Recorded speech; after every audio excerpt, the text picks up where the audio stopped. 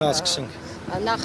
ձեր քարոզարշավը դուք այդպես մեծ քարոզարշավ կարծես թե չեք անում, էլի մարդաշատ եւ այլն։ Դուք ձեր մասով ինչ ակնկալիք ունեք, հետո անցնենք մյուս հարցին։ Ես ձեզ ասեմ, մենք ի սկզբանե ասել ենք, որ մենք նոր տեխնոլոգիաներով ենք քարոզարշավ անելու, ոչ ավանդական։ Սա ի՞նչ է նշանակում։ Որ չենք գնալու ինչ-որ տարածքներ, մեր մարդկանց հավաքենք, իրանց հետ հանդիպենք, խոսանք, որովհետեւ մեր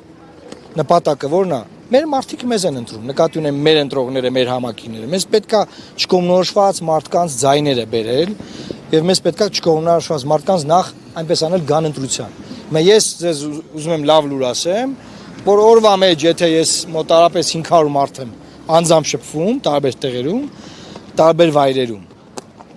ամեն տասնյակից 7-ը ասում է, որ գնալու է ընտրության։ Սա շատ ուժեղ ցուցանիշ է։ Ես չգիտեմ, հիմա այդ մարդը ասել է, գնացել է բանա։ Աշխատել եք Նիկոլ Փաշինյանի հետ թիմակից եւ հետո իր հետ աշխատել եք, չեք փոշմանել։ Այդ հարցին 1000 անգամ պատասխանել ենք։ Հիմա ոնց որ գնաք բնակչության 83%-ին ասեք դուք չեք փոշմանել, որ ընտրել եք բան։ Ժորժ ջան, այդ հեղափոխությունը որ եղել է, դա ճիշտ է եղել։ Երբ որ դուք ժողովրդին մեղադրում եք, որ այն հեղափոխություն է, ժողովուրդը գնում է նորից պաշտպանում է իր հարացը։ Պետք է ժողովրդին այլ բան ասել, որ դա այդ դրվագը ճիշտ էր, եւ ես կարծում եմ որ ճիշտ էր, երկրորդ դրվագը կառավարելու արդեն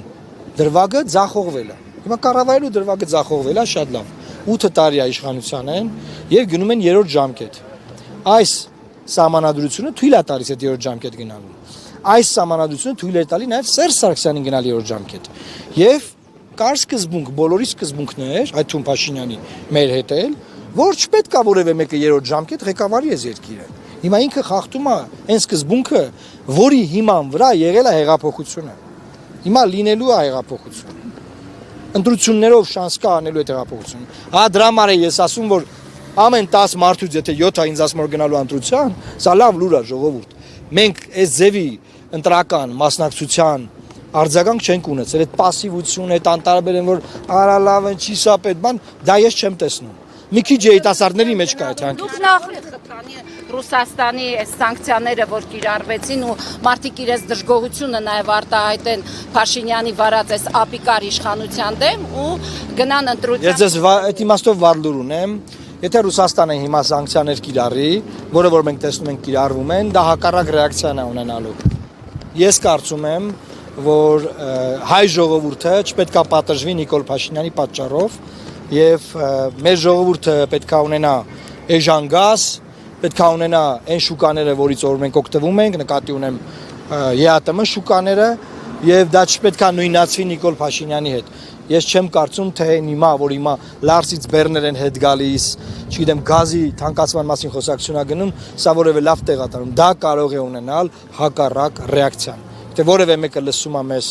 այդ որոշում կայացնողներից, պետք է այդքանը հասկանա։ Դե մի հավելում անեմ էլի այդ կապված։ Մեր վերլուծությունները ցույց են տալիս, որ այս Ռուսաստանի հետ այս բարդ հարաբերությունները լրիվ հակառակ էֆեկտ են տալու, որ հիմա ասում են մենք վերականգնելու ենք, մեր ինքն իշխանությունը փոխվելու ենք ռուսներից, հաշվի առնելով թե ով է Հայաստանի առաջնորդը Նիկոլ Փաշինյանը, որը որևէ պարագայում ի վիճակի չի որևէ գործ ավարտին հասցնել, որևէ պայքար, որևէ պատերազմ, եւ սա հանգեցնում է նրան, որ ի վերջո նա զիջի եւ Հայաստանի կախվածությունը ել ավելի մեծանա Ռուսաստանից։ Այսինքն նայեք հակառուսականությունը, որ հիմա արվում է, այն ոչ թե մեր ինքնիշխանությունն ավելացնելու, ընդհակառակն է լինելու։ Երեք ինչ հայտարարել Նիկոլ Փաշինյանը, եկեք դրան անդրադառնամ, քանի առիթ է։ Ասում է ես հունիսի 7-ից հետո կգնամ ԵԱՏՄ, մեր գործընկերների աչքերի մեջ կնայեմ ազնիվ ու բոլոր խնդիրները կլուծվեն։ Հիմա ես բան եմ ասում։ Ինչի հաշվին է այդ բոլոր խնդիրները լուծվելու։ Եթե այդ խնդիրները հիմա կա, ինքը գնալու է եւ ընդունելու է նրանց պայմանները։ Զիջելու է։ Հասկանում եք որ գնա զիջի այդ զիջումների մեր երկրում մարդիկ են պետք որ դրա դեմը կանգնեն։ Եվ մենք այն թիմն ենք, որ դրա դեմը կարող ենք կանգնել։ Ինքը վստահ է որ ինքն է վերընտրվելու, ես դրա համար եմ ասում, Կներեք, Ռուսաստանի կողմից էլ չկա գիտակցում, որ այդ արարքները ազդեցություն են ունենում հասարակ ժողովրդի վրա, որովհետև Նիկոլ Փաշինյանին եթե այս ամենը հուզեր, ապա իրավիճակը դեպի սրացման իր հայտարարություններով չէր տանի։ Ժողովուրդ ջան, տեսեք, ես չգիտեմ այդ գիտակցումը կա թե չկա։ Ես ասում եմ այն տարածված դուրերը, որ հեսա ռուսները կպատժեն, հեսա սանկցիաներ կդնեն, հեսա լարսը կփակեն, հեսա գազը կթանկանա։ ԱԳՆ գրություն էլ են ուղարկել։ Այո, գիտեմ, դրա համար երեք էներգետիկայի նախարարությունը գրություն ստացել։ Դա միայն վատթարացնելու է, դա միայն սրելու է իրավիճակը։ Ես կարծում եմ, որ չի կարելի իշխանության վարած քաղաքականության պատճառով պատժել հայ ժողովրդին։ Ձեզ ինչու էին ուզում ազդեցության գործակալ ներկայացնել։ Տեսեք, այդ նյութի աղբյուրը բացահայտվեց, որ ադրբեջանցի էր պատրաստել։ Ադրբեջանում հստակ կա գիտակցում, որ այս խորհրդարանում պետք է ամեն ինչ իրեն կանեն, որ լուսավոր Հայաստանը իր թիմով չհայտնվի։ Եվ այդ գիտակցումը ունենալով նրանք մեր դեմ պայքարում են։ Առաջին երկու շաբաթը տեսեք ծպտուն չեն անել, ընդհանրապես մեզ չեն անդրադարձել։ Ինչու՞։ Որտեվ իրենք մտածում են, որ մենք չենք անցնելու, կարիք չկա մեզ անդրադառնալու։ Բայց քանի գնում պարզ է դառնում, որ մենք լինելու ենք խորհրդարանում, հիմա սկսել են այս հակակարողությունը։ Դրա համար Դանիել Իոնիսյանը պետքա զրկվի դիտորդի հավատարմագրից, որովհետև ընտրական օրենսդրության համաձայն սահմանադրական օրենք ընտրական օրենսգիրքը ասում է, որ դիտորդը պետք է լինի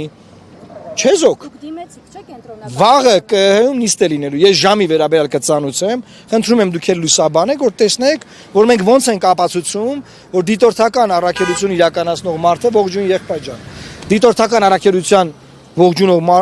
իրականացնող մարդը ինքը անաչառ չի, ինքը իշխանության համար թիրախավորում է լուսավոր Հայաստանին։ Կոնկրետ, նայեք։ Ինչ որ տարբեր գործիչների ամբողջ ընդդիմության։ Դրա համար եմ ուզում ասեմ, իբր ամբողջ ընդդիմությանն է, չէ, բայց ես ուշադրությանն եմ հրավիրում։ Մենակ իմ մասին է լայվ արել ու գրառում արել։ Մյուսների մասին մի հատ գրառում արել։ Մենակ իմ մասին երկու արձագանք արել։ Այդ մարդը կոնկրետ հրահանգ ունի մեր դեմ գործ անելու եւ արել այդ գործը, անում է։ Շատ լավ է, շնորհակալ եմ Factor TV-ին, որ բացահայտումն արեց, ցույց տվեց, որ ադրբեջանցիք են անում։ Հիմա այսա ԿՀ-ում վաղը կտեսնան իրենց հալը։ Քանի որ սա նաև այսպես կոմպրոմատների պատերազմի է վերածվել, դուք էլ տևական ժամանակ աշխատել եք իր հետ, իր դեմ որևէ կոմպրոմատ չունեք, որը կարող եք հիմա օրինակ չբացահայտել, բայց օրինակ ընտրության վերջին օրը բացահայտել, որտեվ սա նաև կոմպրոմատների պատերազմ։ Նայեք, ես երբեք չեմ ապրել այդ միտումով, որ ինչ որ մեկի վրա կոմպրոմատ հավաքեմ կամ չհավաքեմ։ Ես ուզում եմ ասել հետեւյալը։ Տեսեք, դուք էլի կենտրոնացած եք նրա վրա, որ պետք է Նիկոլ Փաշինյանի մասին վատ բան գտնել ասել։ Ժողովուրդը գիտի Նիկոլ Փաշինյանը ով է, ինչ արի, ինչ կարանի, ինչ չի կարանի, գիտի արդեն։ Իր էլեկտորատը ֆիքսված է, գնալու է, իրան ընտրելու է, ընտրում ժամը 8-ին, զարթնելու է ու գնա։ Մինչև ժամը 1-ը 12-ն տրածա լինելու։ Պետք է մենք աշխատենք այն էլեկտորատի վրա, որ ուզում հասկանա մենք ինչ ենք առաջարկում։ Մենք սրանից ենք ուզում, թե չէ անդադար ասել որ Նիկոլը վատն է, ով որ ֆիքսել է որ Նիկոլը վատն է, ինքը գիտի որ Նիկոլը վատն է, այդ մարդկանց ինչ եք ուզում։ Ինքը ունի 550,000 մոտարապես ձայն։ Հիմա եթե մեծ հաջողվում է 1.5 միլիոն մարդ գնա ընտրական։ Շատ եք ասում, որովհետև հիմա իր խոսույթից պարզ է դառնում, որ ինքը հենց իր զանգվածին պահելու խնդիր ունի, ոչ թե նոր զանգված գրավելու, որովհետև իր խոսույթը սննդից սկսած միջև այլ հայտարարություններ է, պերաշկի ուտողը պիտի ընտրի պերաշկի ուտողին, ընտեղ էլ չեմ խոսում, որ կարտոֆիլ ուտողը պիտի ուտի կարտոֆիլ ուտողին, այդպես։ Թիրախավորում են մարդկանց, ովքեր որ համարվում են մեր նման սովորական ժողովուրդ։ Ինքը ասում է, նայեք ժողովուրդ ջան, ես ձերպես ձեր մեջ ուսեկած մարդ եմ, եկեք ինձ ընտրեք։ Նրանք ձեր են առնում պերաշկի ուտելը, դուք եկեք ինձ ընտրեք։ Դա համար այդ մեր հիմնական օպոզիցիան իր ամբողջ ստրատեգիան սխալ թիրախների վրա է կառավարում։ Սխալ թիրախներին, օրինակ մի հատ օրինակ բերեմ, էլի։ Քիչ առաջ ես ուղիղ եթեր եմ արել, շնորհավորել եմ մեր զինված ուժերի զորահանդեսը։ Հասկանում եք, հիմի օպոզիցիան թիրախավորում է զորահանդեսը։ Ժորժ ջան, ես շնորհավորում եմ մեր զորահանդեսը եւ ասում եմ, հունիսի 7-ից հետո մենք պետք է անենք զորավարժություններ։ Ոչ թե զորահանդեսը թիրախավորել, այլ ասել մենք ինչ ենք անելու բացի զորահանդեսից։ Ինչու հենց այս շրջանում զորահանդես, այս տարիների ընթացքում չէր կարող։ Okay, արդեն արել է։ Այդ զինված ուժերը Նիկոլ Փաշինյանը իր հոր տնից չի բերել։ Մեր զինված ուժերն է։ Մեր բանակի մարտիկներն են, զենքերն էլ որ արել է, մեր վճարած հարկերից առել։ Կարող է բանա, քաղաքպայմանագիրն է այդ բաները պատրաստել, դրոններ ասարքի, ասենք, Ալեն Սիմոնյանը։ Այդ ինչ կա մերն է, մեր պետությանն է պատկանում, դա մեր բանակն է։ Ես շնորհավորում եմ զորահանդեսի առիթով մեր բոլոր զինվորներին, սպաներին, գեներալներին եւ ասում եմ, Ադրբեջանը արդեն տասնյակ զորավարժություններ է արել։ Մեզ պետք է հիմա այս զենքերով անել զորավարժություններ, չվախենալ զորավարժություն անելուց։ Մեր բանակը պետք է լինի մարտունակ։ Ցուցադրված զենքերը պետք է կիրառել սովորենք։ Էսա մեր ասածը։ Հա, բայց խնդիրը նրանում է, որ չենք կիրառում։ Օրինակ մենք կարող ենք կիրառել սուվերեն տարածքից հետ շպրտել, չենք կիրառում, այսինքն եթե այդ զենքերը կիրառության մեջ որևէ մեկը չի տեսնում դրանցով հպարտանալը եւ այսպես հաղթական դիրքերից տրիբունալներից հանդես գալը սա չի ընկալվում, որևէ մեկը բանակին չի քննադատում, բանակին քննադատողը եւ բանակի վերաբերյալ ամենավերջին խոսքերը ասողը Նիկոլ Փաշինյանն է։ Տպավորությունը որպեսի չստեղծի, դրա համար եմ ասում, մենք բանակին ենք շնորհավորում, Նիկոլ Փաշինյանին չենք շնորհավորում, բանակը բանակն է, բանակը պետք է լինի ապաքաղաքական, Նիկոլ Փաշինյանի օրոք բանակը ամենակաղաքականացված կառույցն է դարձել, այն պետք է ապաքաղաքականացվի եւ այն պետքա դառնա մարտունակ։ Ինչ վերաբերում է մեր սուվերեն տարածքներից զորքերը հանելուն Ադրբեջանի, մի հատ եկեք մենք մեր զորավարժություններն անենք, մեր բանակը մարտունակ պահենք, եկեք բանակցային գործընթացով փորձենք հանել։ Նիկոլ Փաշինյանի խնդրեմն ի՞նչն է։ Ինքը բանակցություններով էլ չի փորձում այդ զորքերը հանել։ Ասում սահմանազատմամբ դա իսկ սահմանազատումը արդեն հակասահմանադրական հիմքի վրա է։ Վաղը մենք կիրանցում ենք լինելու, որտեղ որ հանրապետության նախագահը իր կյանքի ընթացքում առաջին անգամ որպես քաղաքացի տեսել է մեր պետական սահմանը, մեր ամոթը, ես ամաչում եմ, որ ինքը մեր նախագահն է, եւ կիրանցից սրա մասին խոսենք։ Կարծես բան ասում։ Հանրապետության նախագահի լացի պատը։ Հա, դա մեր հանրապետության նախագահի լացի պատն է, շատ ուժեղ բան ասիր։ Միտքը։ Նաև 15 րոպե եմ մտածում։ Տեսեք, եթե մարդկանց անվանում են օրինակ ազդեցության գործակալ կամ ասում են Ռուսաստանն էստեղ գործակալ ունի, գործակալ է, ինչ տարբերություն։ Օրինակ որ երկրի մենք այստեղ տեսնում ենք նաև, չգիտեմ, Եվրոպայից գործակալներ, Միացյալ Նահանգներից գործակալներ, հիմա ինչ տարբերություն, ով որ երկրի Ադրբեջանից, Թուրքիայից գործակալներ, բա այդ դեպքում իրենք ու ավելին ասեմ, մենք տեսնում ենք նաև ազդեցություն, երբ որ օրինակ Միացյալ Նահանգներից պաշտոնյաներ են գալիս, Եվրոպայից պաշտոնյաներ են գալիս, ուղիղ ազդեցություն։ Ժողովուրդ ջան, լսեք, ոչ մի միջազգային աջակցություն չի կարող Նիկոլ Փաշինյանին վերընտրել, եթե մեր ժողովուրդը նրան չընտրի։ Եկեք մենք մեր ժողովրդի հետ աշխատենք։ Վիկտոր Օրբանին աջակցում էր Թրամփը, Պուտինը եւ էլի աշխարհի լիդերներ։ Ջեյ Վենսը գնաց անձամբ ԱՄՆ փոխնախագահ, բայց ինչ արեց Պիտեր Մագյարը։ Մոբիլիզացրեց ժողովրդին գյուղ առ գյուղ, քաղաք առ քաղաք, համախմբեց ամբողջ օպոզիցիային եւ հաղթեց ընտրությունները։ Բայց դուք հավատում եք, որ ընդդիմությունը կհամաձայնի։ Ընդդիմությունն արդեն սխալը թույլ է տվել։ Այս խոշոր երեք ուժերն արդեն մեծ սխալ են արել, որ չեն համաձայնվել մեր այդ ընտրություններից առաջ կազմել մեկ ընտրական ցուցակ։ Ողջույն ախպեր ջան։ Մեկ ընտրական ցուցակ չեն համաձայնվել կազմել եւ արդեն մենք ունենք խնդիրներ։ Բայց եկեք էստոնական օրը չփչացնենք, հույս հայտնենք, որ դեռ շանս կա այս ուղղությամբ աշխատելու։ Նախկինում երբ օրինակ բանակին նվիրված, հաղթանակին նվիրված միջոցառումներ են լինում, իշխանություն ընդդիմություն կապ չուներ, միասին այդ միջոցառումներին մասնակցում էին։ Հիմա ԿՊ-ն այսպես մենակ է, դուք էլ նախընտրել եք գալ օրինակ ապարան, քան լինել այնտեղ, որտեղ հիմա մեծամասամբ ԿՊ-ական։ Նախ հիմա քարոզարշավ է։ Մենք որոշել ենք հանրապետության օրը լինել ապարան, շնորհավորել ժողովրդին, որ հիմա շփվում ենք այստեղ, եւ գնալ Վանաձոր, Ղարաքիլիսա, այնտեղ էլ շփվել, վաղն էլ լինելու ենք Տավուշի մարզում։ Քարոզարշավ է եւ ես կարծում եմ, որ այս մասով մենք երկու բան մեկ օրվա մեջ պետք է անենք։ Տոնը նշենք, մեր ժողովրդի հետ լինենք, շնորհավորենք մեր ժողովրդին, դասեր քաղենք հանրապետության օրվա առիթով, որովհետեւ այդ օրը լուրջ դաս է եղել մեր ազգի համար եւ մարդկանց բացատրել, որ առաջինը գնալ ընտրական տեղամաս եւ երկրորդը միանշանակ անպայման ընտրել լուսավոր Հայաստանին։ Եվ մի վերջին հարցել ես 300,000 ադրբեջանցիների գալու հետ կապված հայտարարությունները, նաև իշխանության իրարամերժ հայտարարությունները։ Մեկ ասում են ինչ է եղել, կգան կբնակվեն, մեկ ասում են կգան զբոսաշրջության նպատակով եւ այլն։ Այնուամենայնիվ մենք տեսնում ենք ներողություն, բայց մենք տեսնում ենք նաև, որ Ադրբեջանում կոնկրետ եւ նաև Թուրքիայում այդ ուղղությամբ քայլեր են ձեռնարկվում։ Հիմա հետո մի կողմից էլ վտանգ կա, որ եթե այստեղ այդ հարցը շատ է շոշափվում, կարող է այդ խոսույթը լեգիտիմացվել։ Երբ որ դու ժողովրդին ասում ես 300,000 ադրբեջանցի գալիս է, ժողովրդի մոտ հակառակցիա առաջանում չհավատալու դրան։ Ինչի, որովհետև մի հատ պատյացեք 300,000 ադրբեջանցի ավտոբուսներին անստում, որ գա։ Հարցը այդպես չի պետք թիրախավորել։ Կարող է մի գյուղ գա, բայց որ մի գյուղ եկավ, կողքի հայկական գյուղերը դատարկվելու են։ Հասկանում եք, երբ որ մարդկանց դու մեծ բան ես ասում, այդ մեծ բանը հիմնավորելու մի քիչ պրոբլեմատիկ է։ Արցախի համար էլ որ ասում էին հայաթափվելու է, չէին հավատում, բայց մի օրվա մեջ հայաթափվեց։ Եթե թույլ տակ ես ասեմ, էլի այստեղ։ Ուղղակի Նիկոլ Փաշինյանը եւ Արարատ Միրզյանը թեման պրիմիտիվացնում են։ Մենք չենք ասում, որ Նիկոլ Փաշինյանն ընտրվում է, վաղը ավտոբուսները նստելու են գան։ Մենք խոսում ենք երկարաժամկետ դեմոգրաֆիական հիմնախնդրի մասին։ Քաղաքականությունն է։ Այսինքն, եթե մենք ապրում ենք մի օրով, Նիկոլ Փաշինյանը, մեր քաղաքական էլիտան, Էրդողանը եւ Ալիևը մտածում են տարիներով, տասնամյակներով, երկարաժամկետ են հարցը դիտարկում եւ սերունդերին են միգուցե ժառանգություն թողնում։ Այս տարածքները Փոքր Ասիա թերակղզին, Հարավային Կովկասը, Իրանը